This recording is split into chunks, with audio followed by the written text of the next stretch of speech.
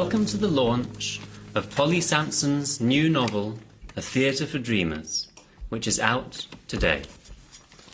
The story is set on the idyllic island of Hydra in Greece, and to read it is to be transported there. You feel the sun on your skin and taste the retsina on your tongue as you turn the pages.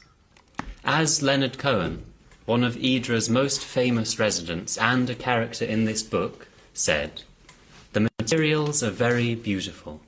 Nothing hurts the eye."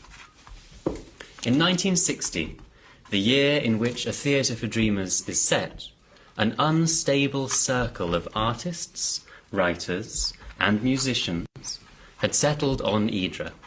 It wasn't only Leonard Cohen. There was the mercurial Norwegian writer Axel Jensen and his wife, Marianne Illen, a famous beauty, and there were George Johnston and Charmian Clift, a couple of deeply troubled Australian writers who formed the explosive core at the heart of this fiery artistic community. Tonight we were supposed to be putting on an immersive event at Central Hall, Westminster, but for obvious reasons we had to postpone all of the events. Luckily we have this set built by Gabriel and Janina. Well done. Thank you very much. Yeah. You're welcome. You'll come in very handy later. So, Now. we can give you a small taste of what those events will be like when they eventually happen. Yep. This is Katsikas, the bar by the sea on Hydra where Leonard Cohen, Charmian Clift and the other characters in this book drink, smoke, row and watch the horizon, waiting and hoping for a new lover or perhaps a royalty check. Tonight we'd like to try to take you back to Hydra, all the way back to 1960. And to start things off, Polly is going to give us a taste of the first few pages of the novel, where the main character, Erica, looks back on her youth on the island. Thank you. So it starts with Erica looking back on her life, looking back on 1960, which was the year that she arrived on Hydra. It's a climb from the port, and I take the steps of Donkey Shit Lane at a steady pace, a heart-shaped stone in my pocket.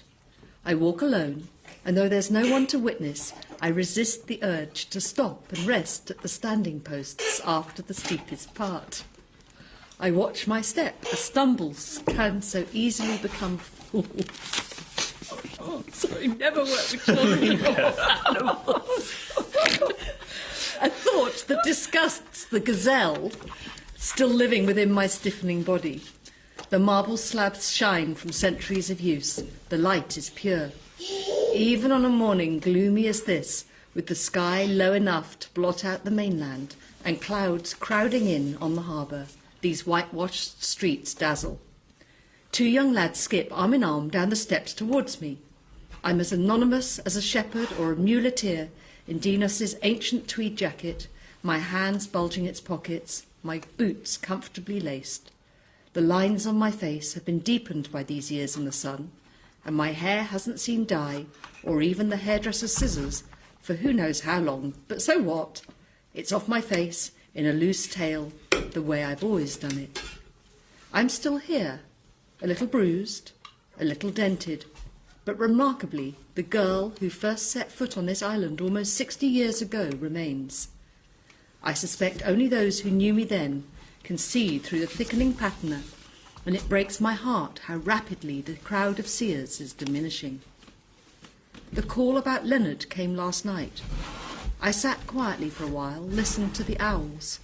I took out my old notebooks, the threepenny jotters that came with me to the island in 1960, found him in my hopeful curly scrawls. My neck got cricked. The cocks crowed all through the night. I slept badly and woke to a morning crowded by dreams. The summer visitors are long gone. There's unrest in Athens as austerity bites, refugees, lost children, fires in the streets. Boats are going out, pulling people from the water. There's plenty for us to chew over, so you might think we'd let the American election slide by.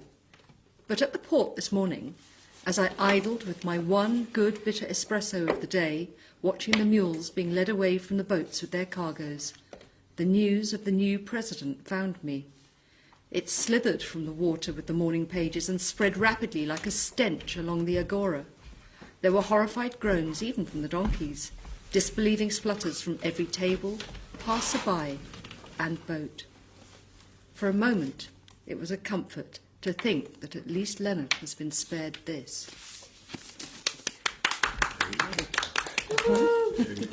Thank you for that.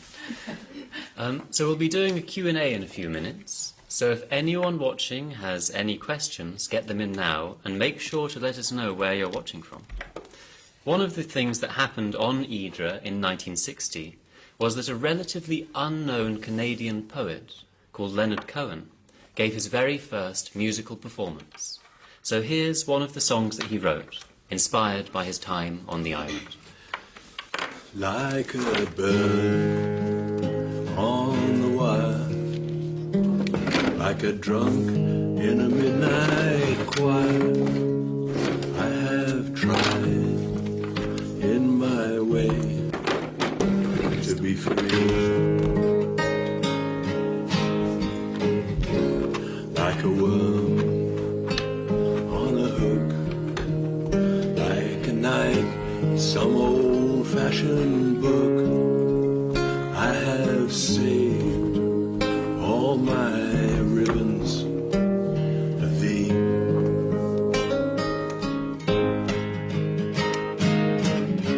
And if I have been unkind,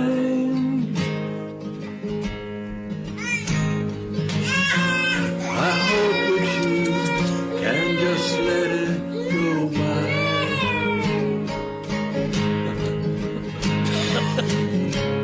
And if I have been untrue, I hope you know it was never to you. For like a baby stillborn, like a priest with his horn, I have torn everyone who reached out for me.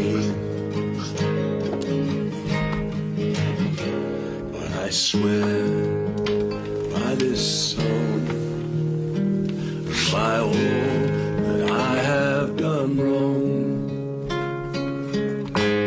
I will make it all up to you.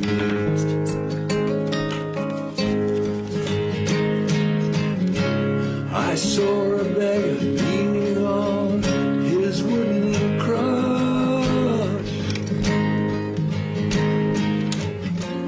He said to me, you must not ask for so much.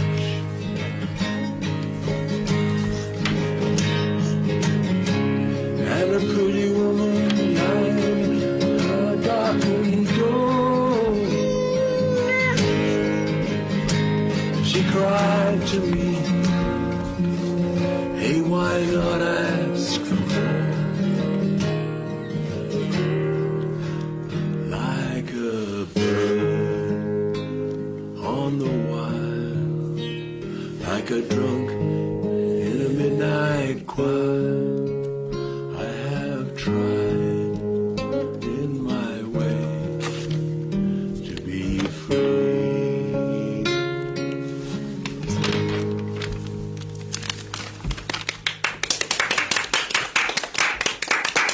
Very nice.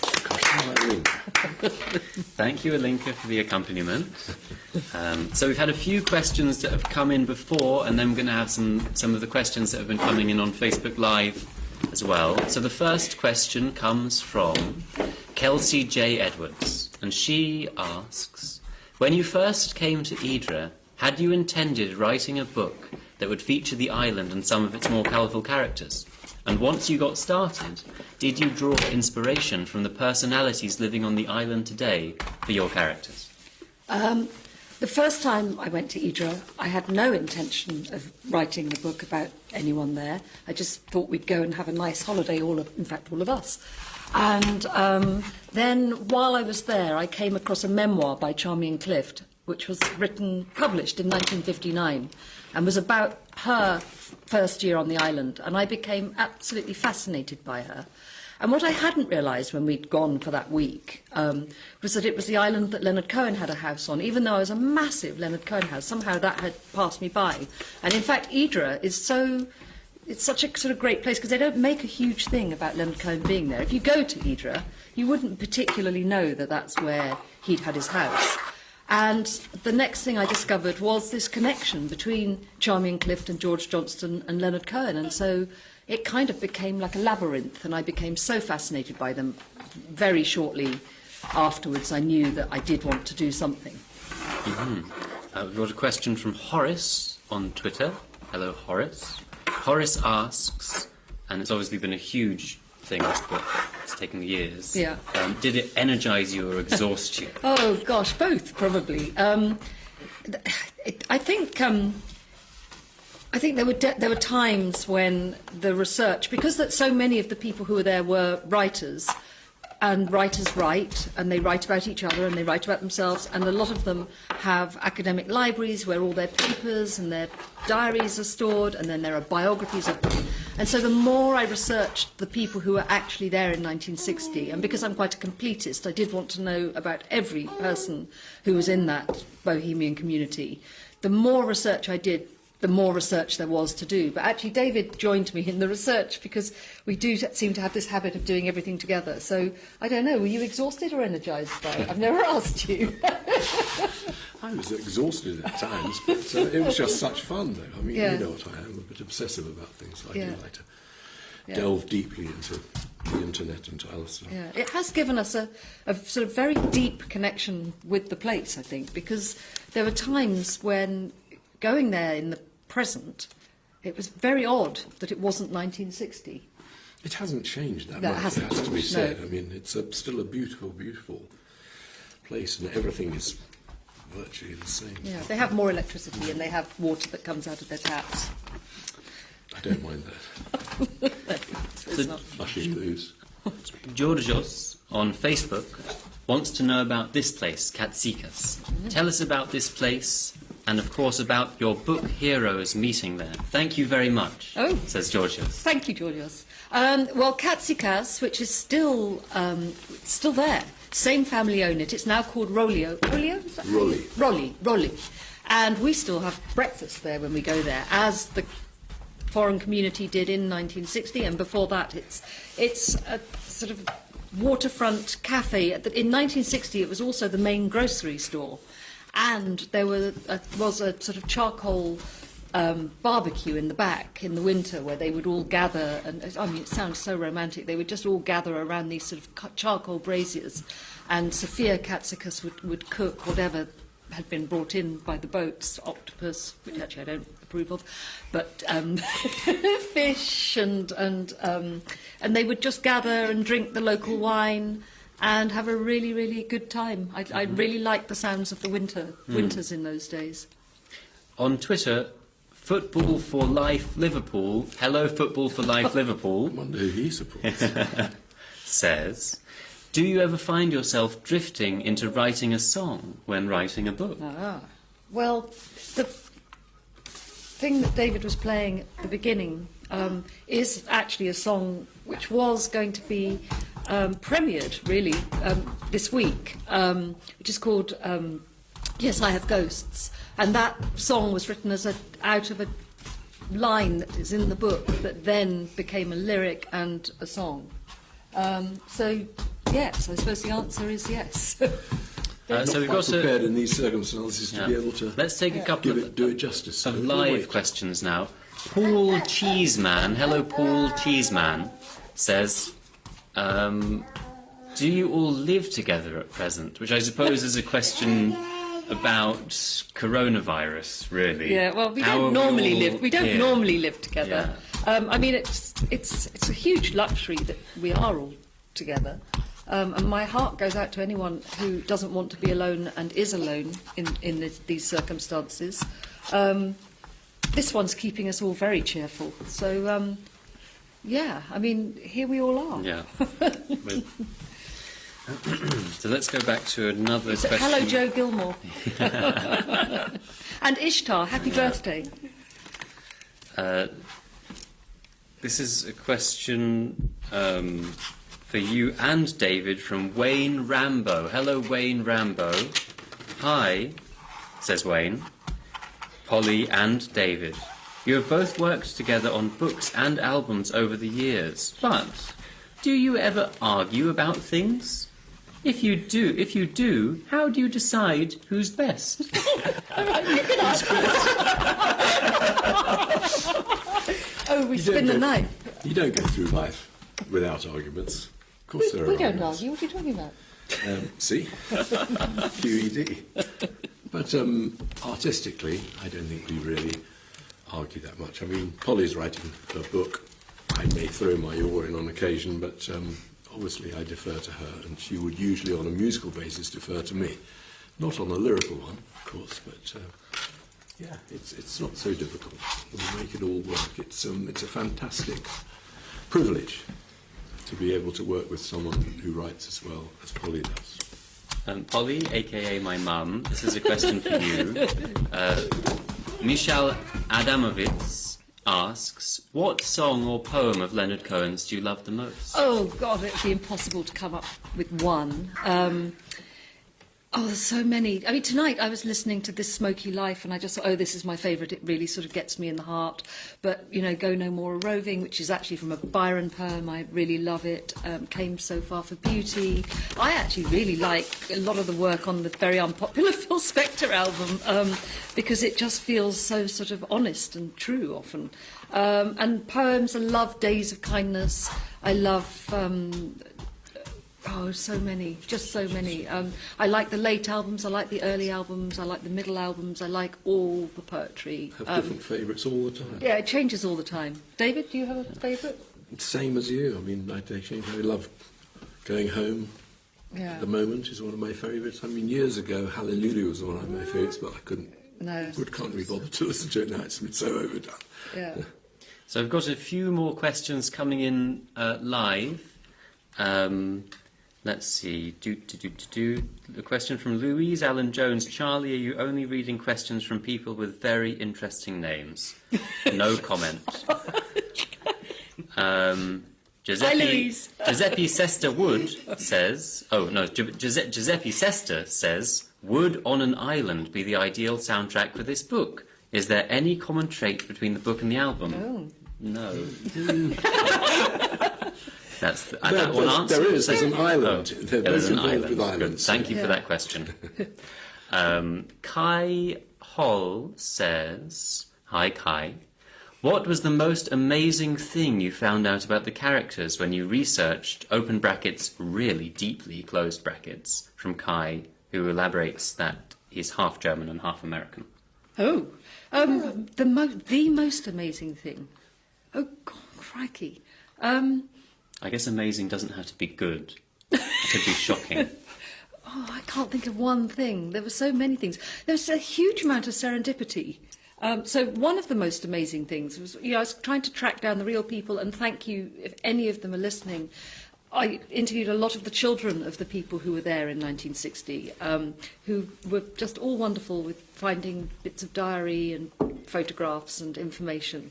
But I couldn't find this one character who is quite sort of central to it, called Didi Cameron. And one day I was at my friend's house and I was saying, I just can't find out who this woman is. And yet she's sort of mentioned in all the literature as this woman who was there. And I know that she's in the photographs. And this friend said, I know her. Sorry, she is dead now, but she was my therapist. Here's her daughter's number. And that was an amazing moment. But I don't know. That happened every week. That happened every week. There were such strange sort of connections to people. We've got another question that came in before. This is from Jesus in Chile. Jesus asks, "Hi Polly, what are the chances that the book will come out in Spanish?" And people have also asked about German, French, Dutch. Yeah, lot of people asking about Italy as well. I mean, the book, I hope, will come out in lots of languages. At the moment, you know, like everything, the publishing industry is on lockdown, closed down, whatever you call it. And I suppose that when we come out of this terrible moment, those things will start being negotiated again, and I'll have more news. It's coming out in Greek, actually, at some point this year. Let's see if we've got any more live questions. Just William Quadro sends a hug to everyone. Thank you for Hugs that. back. Yeah, hugs back to you. Let's see. Kevin Hollingsworth asks, would you ever consider including David in one of your books as a character? Oh. Let's see. He's in all my books. Jimmy.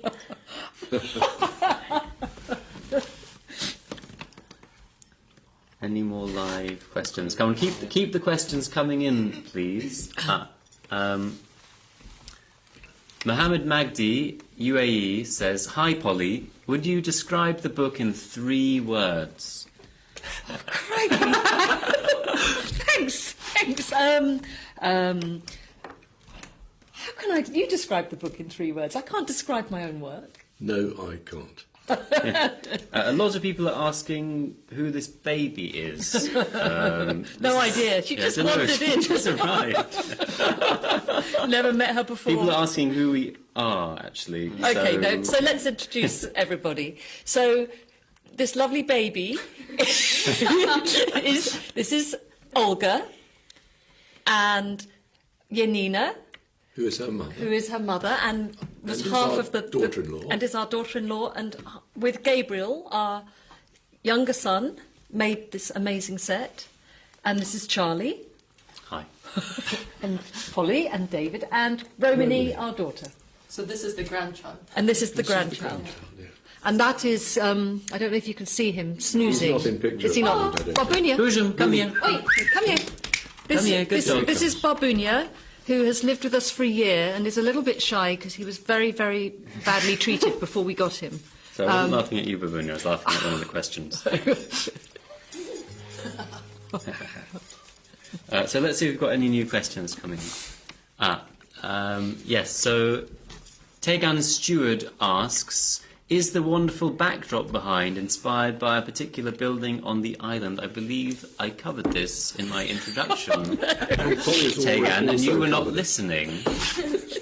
It's based on Katsikas. The dog just burped. It's based on Katsikas, which was the great meeting place of the foreign colony.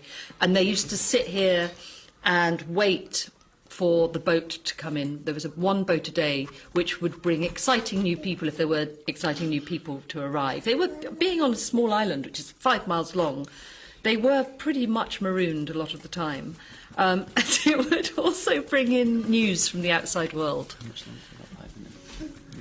So we've got a question from Fernando Tiaxiera. He says, hi. What would you say to Mr. Cohen now, if he would be listening? I would say, yes, Leonard. James Silgram says, how did people earn money at Hydra in the 60s? Were the artists and musicians able to sell their work? That's a very good question. They were very poor, but it was very, very cheap to live there. I mean, you could get a sort of pretty nice, tumble-down, grand house for what it might cost to get a bedsit in somewhere like London. You know, there was sunshine, food wasn't expensive, and they were living hand to mouth, really. They were, you know, they were desperate to get money for their books. So, yes, they were trying to... The Retsina was cheaper than water. Yes, indeed. And a lot of them actually, you know, later on, they were people who had some sort of remittance check from home who had been sent there because their families were fed up with them. But that was later. In 1960, there were people just working really hard at their art. Okay, we've got another question from live. Sagar Pokrel. Hello, Sagar. Sagar asks, is there any chance this book could turn into an album? Well, it's Got one song got out one of it. song out of it. Like, maybe there'll be more. Who I mean, knows? we're here. We're not going anywhere. Yeah, So, what should we do? More questions? The Up questions to are you. flooding in. We've got... Oh, yeah, Linka says more. Lincoln wants more questions. Okay. Charlie Brooks said, would your son Charlie consider doing an audio version of the book? His voice is lovely. Well, I'll consider it. It's narrated by a woman, however. As do you, Polly. Oh, well, there is going to be, unfortunately, the actual proper actress, Rachel Sterling, who was going to be narrating the book, her nanny has fallen foul of this virus. Best wishes to her. But we have now been left with narrating it ourselves, and David is being a really patient director, producer, recording engineer, and I am trying out all the accents. And that's what we're doing at the moment. it's a lot of fun and a lot of hours. And, Yes. and I'm not always that patient, but I try. Peter Mitchell doesn't have more of a statement than a question. Peter Mitchell says, Romany, I just wanted to tell you your harmony was lovely. Oh. So that's nice. Thanks. I was told an hour ago I was singing.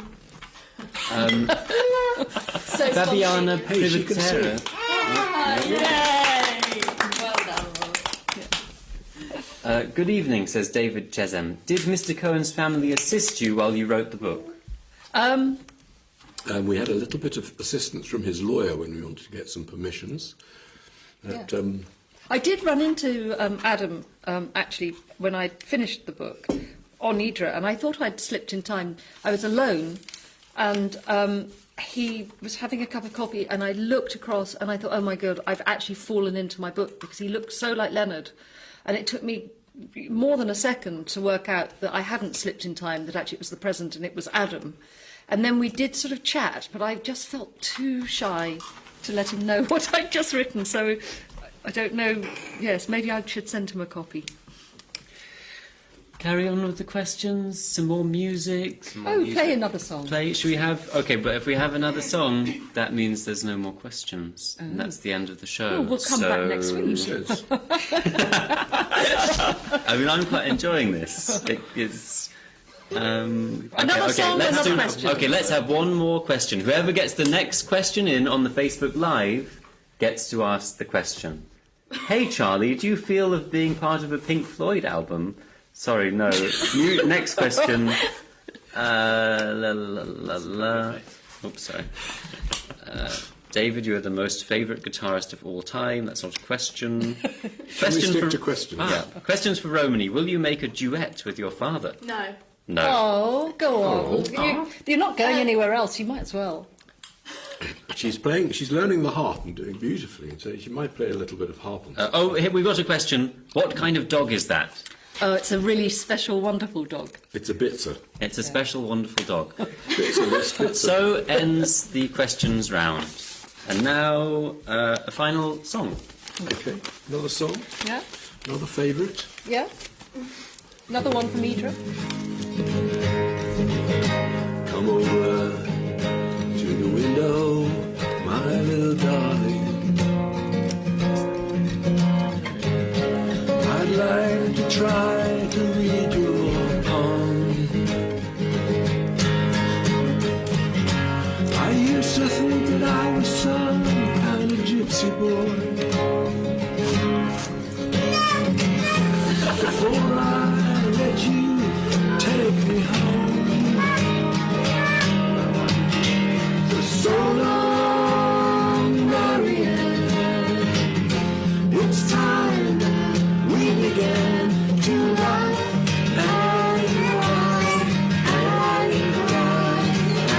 and laugh about it all.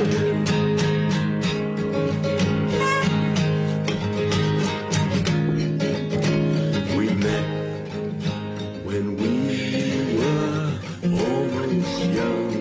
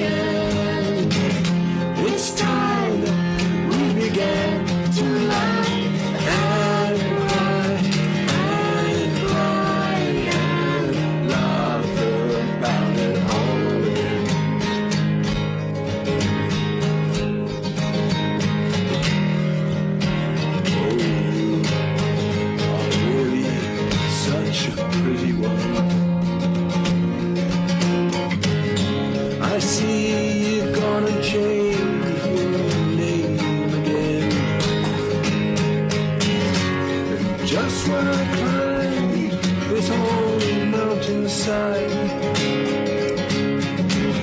to wash my eyes in the rain. Oh, so long, Marianne. It's time that we began to laugh and cry and cry and laugh. And so long, Marianne. It's time that we began to laugh and cry and cry and laugh about it all again.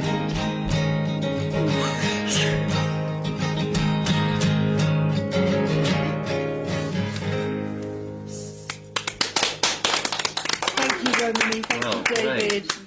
And so long. Yeah, thank you. That was great fun. I enjoyed that. I loved it, That was yeah. fantastic. We hope you enjoyed that and it brought some cheer in these Some light strange to and the dark uncertain times. times. Same time, same. Yeah, Yeah, next week, same place, same time. yeah. Let's do this again. We actually have. Where did that thing go from? Somebody is asking us to come back same time next week. So when they've had a chance to read the book, then they can ask you more Okay. questions Well, let's, do based that. on the book. Someone says, please, will you consider doing a cooking show based on the food that people eat in the book? Good idea. That is a good idea. Yeah, but they just eat whiskey and figs. Dolmades, Well, perhaps next week we'll do a cooking show. Literary cooking show. octopus. Yeah? No, Oh, yeah, we are not octopus, cooking yeah. octopus. The meal Marianne makes What's for Axel. Oh. Axel's Fenugreek. favourite. Foricol? Axel's favourite. Oh. Okay. Okay, so long. All right, lovely. Thank you for coming. coming. See you next week.